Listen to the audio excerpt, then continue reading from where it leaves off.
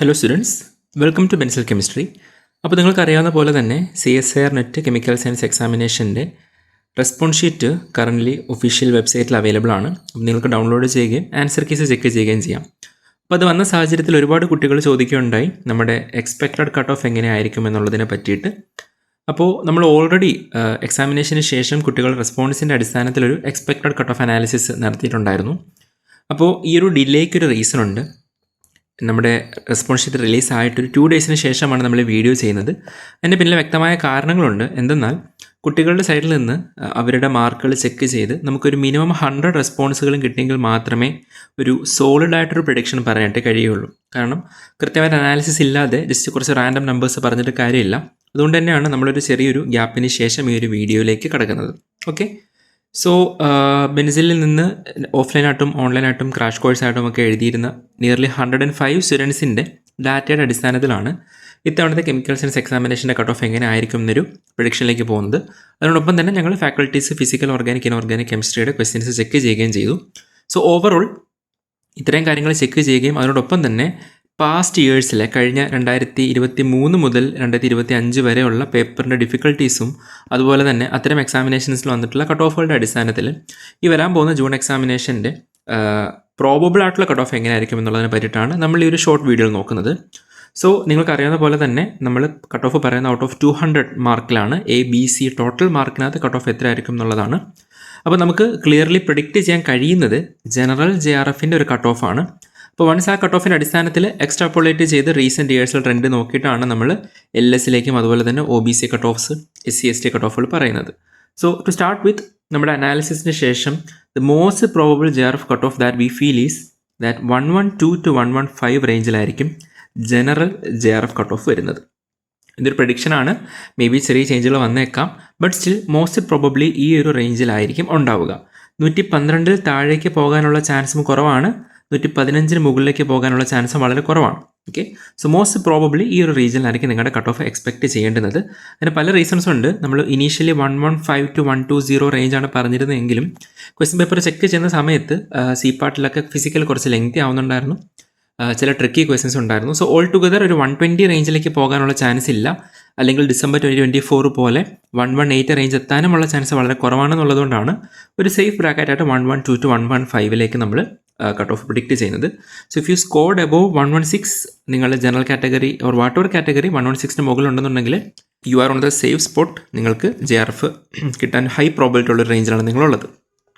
Moving further, നമ്മുടെ general LSൻ്റെ cut off expect ചെയ്യുന്നത് 101 to 104 റേഞ്ചിലാണ്.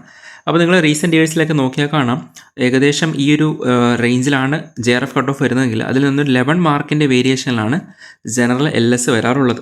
ഓക്കെ, റഫ്ലി ഒരു 90% ഓഫ് യുവർ JRF ആണ് LSൻ്റെ മാർക്ക് വരുന്നത്. അത്തരത്തിലാണ് ജനറൽ LSൻ്റെത് 101 to 104 റേഞ്ചിലായിരിക്കും എന്ന് പറയുന്നത്. സോ OBC കാറ്റഗറിയിലാണ് നിങ്ങളെങ്കിൽ JRFൻ്റെ മാർക്ക് അറൗണ്ട് 97 to 100 റേഞ്ചിലായിരിക്കും എക്സ്പെക്റ്റ് ചെയ്യേണ്ടുന്നത്.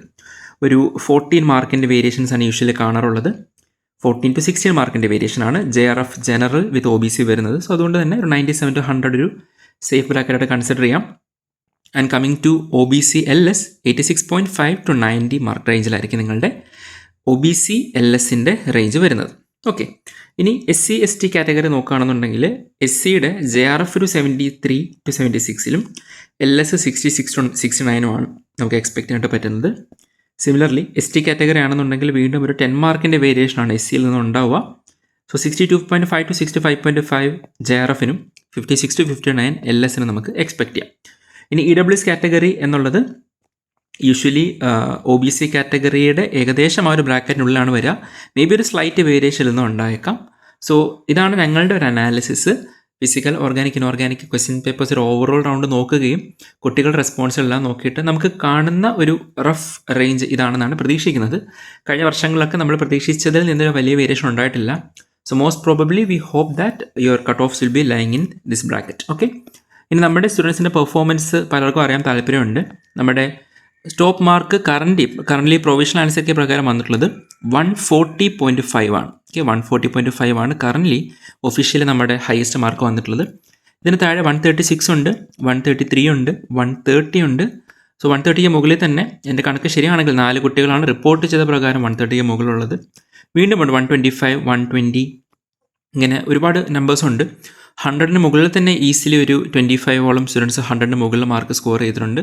സോ വളരെ നല്ലൊരു റിസൾട്ട് എക്സ്പെക്റ്റ് ചെയ്യുന്ന ഒരു ജൂൺ സൈക്കിളാണ് ബെൻസിലിനെ സംബന്ധിച്ചിടത്തോളം ഈ പരീക്ഷ. അതുകൊണ്ട് തന്നെ കുറേ കൂടെ സോളിഡായിട്ട് നമുക്ക് ഡാറ്റ പ്രൊഡിക്റ്റ് ചെയ്യാൻ കഴിഞ്ഞിട്ടുണ്ടെന്നാണ് വിചാരിക്കുന്നത്.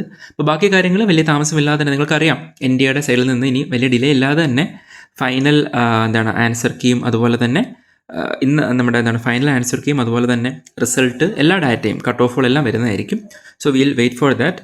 അപ്പോൾ ഇത്രയും എത്തിയ സ്ഥിതിക്ക് ഇനി വാട്ട് നെക്സ്റ്റ് എന്താണ് ചെയ്യേണ്ടതെന്ന് ചോദിച്ചു കഴിഞ്ഞാൽ, നിങ്ങൾ ഈ ഒരു ബ്രാക്കറ്റിനുള്ളിൽ സേഫ്ലി വീഴുന്നില്ല എന്നുണ്ടെങ്കിൽ നിങ്ങളുടെ മിസ്റ്റേക്സ് കറക്റ്റ് ചെയ്തുകൊണ്ട് തന്നെ നെക്സ്റ്റ് സൈക്കിളിലേക്ക് പ്രിപ്പറേഷൻ സ്റ്റാർട്ട് ചെയ്യുക. ഓൾറെഡി നിങ്ങൾ സ്റ്റാർട്ട് ചെയ്തിട്ടുണ്ടാവും, അതിന് യാതൊരു മുടക്കവും വരുത്താതെ തന്നെ കണ്ടിന്യൂ ചെയ്യുക. ഇനി ഡിസംബറിൽ വീണ്ടും AFR മിറ്റും വരാനുണ്ട്, ഫെബ്രുവരിയിൽ ഗേറ്റും മാർച്ചിൽ ബാർക്കും വരാനുണ്ട്. ആ എക്സാംസിനുള്ള പ്രിപ്പറേഷൻസ് നിങ്ങൾ കണ്ടിന്യൂ ചെയ്യാം. അതുപോലെ തന്നെ റിവിഷൻ വളരെ നന്നായി കണ്ടിന്യൂ ചെയ്ത് കൊണ്ടുപോവുക. മാക്സിമം പ്രോബ്ലംസും പ്രാക്ടീസ് ചെയ്യാം. ഓക്കെ, അപ്പോൾ ഇത്തരം കാര്യങ്ങൾ നിങ്ങൾ ട്രൈ ചെയ്തുകൊണ്ട് വരുന്ന കുറച്ച് മന്ത്സ് സ്പെൻഡ് ചെയ്യണമെന്നുണ്ടെങ്കിൽ മേൽപ്പറഞ്ഞ എക്സാമിനേഷൻസിൽ നിങ്ങൾക്ക് നല്ലൊരു റാങ്കോട് കൂടെ ക്വാളിഫൈ ചെയ്യാനായിട്ട് കഴിയും. അപ്പോൾ അതിലേക്ക് വേണ്ടുന്ന ഓൺലൈൻ ബാച്ച് ബെൻസിൽ ഓപ്പൺ ആണ് currently. Offline batch admission closed ആണ്. പോർഷൻസ് അത്യാവശ്യം പ്രോഗ്രസ് ചെയ്യുകയും ചെയ്തിട്ടുണ്ട്. സോ ഓൺലൈൻ ബാച്ചിലേക്ക് അഡ്മിഷൻ നേടാൻ നിങ്ങൾക്ക് താല്പര്യമുണ്ടെങ്കിൽ നിങ്ങൾക്ക് ഞങ്ങളുടെ നമ്പറിൽ കോൺടാക്റ്റ് ചെയ്യാം. സോ എന്ത് തന്നെ ആണെങ്കിലും നമുക്കിനി വെയിറ്റ് ചെയ്യാം കട്ട് ഓഫ് വരാനും മറ്റു കാര്യങ്ങൾക്കും വേണ്ടിയിട്ട്. അതുപോലെ തന്നെ ക്വസ്റ്റ്യൻ പേപ്പർ ഡിസ്കഷൻ വലിയ താമസമില്ലാതെ തന്നെ ബെൻസിലിൻ്റെ ഒഫീഷ്യൽ യൂട്യൂബ് ചാനൽ അപ്ലോഡ് ചെയ്യുന്നതായിരിക്കും. അപ്പോൾ അങ്ങനെയാണെങ്കിൽ നമുക്കിനി വരുന്ന വീഡിയോസിൽ മീറ്റ് ചെയ്യാം. സോ ഐ ഹോപ്പ് ദാറ്റ് ഈ പറഞ്ഞ റേഞ്ചിൽ നിങ്ങൾ ഫോളോ ചെയ്യുന്നു എന്നാണ് എൻ്റെ വിശ്വാസം. ബട്ട് ഇൻ കേസ് നിങ്ങൾ അതിനുള്ളിൽ വരുന്നില്ലെങ്കിൽ ഒട്ടും വിഷമിക്കേണ്ട. നെക്സ്റ്റ് സൈക്കിളിൽ നിങ്ങളുടെ മിസ്റ്റേക്സ് എല്ലാം ക്ലിയർ ചെയ്തുകൊണ്ട് ഏറ്റവും നന്നായിട്ട് തന്നെ പ്രിപ്പയർ ചെയ്യാൻ വേണ്ടി എല്ലാവരും ട്രൈ ചെയ്യാം. Okay, so thank you. Learn well.